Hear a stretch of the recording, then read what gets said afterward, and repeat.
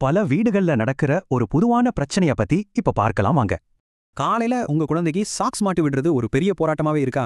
சில குழந்தைங்களுக்கு சாக்ஸ் போடுறதுங்கிறது வெறும் அடம்பிடிக்கிற விஷயம் இல்ல, அது ஒரு உண்மையான போராட்டம். அந்த சாக்ஸ்ல இருக்கிற சின்ன நூல் தையல் கூட அவங்களுக்கு பயங்கரமா வலிக்கிற மாதிரி இருக்கும். முதல்ல நாம புரிஞ்சுக்க வேண்டியது, இது வெறும் நாடகம் இல்ல, இது ஒரு சென்சரி, அதாவது உணர்திறன் சம்பந்தப்பட்ட பிரச்சனை.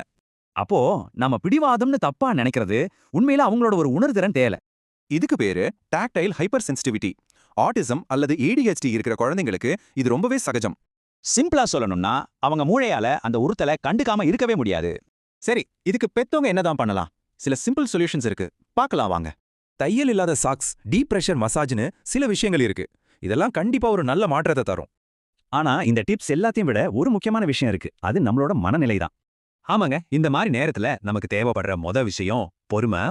சீக்கிரம் சரி பண்ணுன்னு குழந்தைய அவசரப்படுத்தவே கூடாது, அது ரொம்ப முக்கியம்.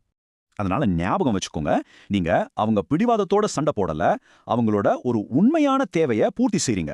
யோசிச்சு பாருங்க, இந்த மாதிரி வேற என்ன சின்ன சின்ன விஷயங்கள்லாம் நம்ம குழந்தைங்களோட ஆழமான தேவைகளை நமக்கு காட்டுது.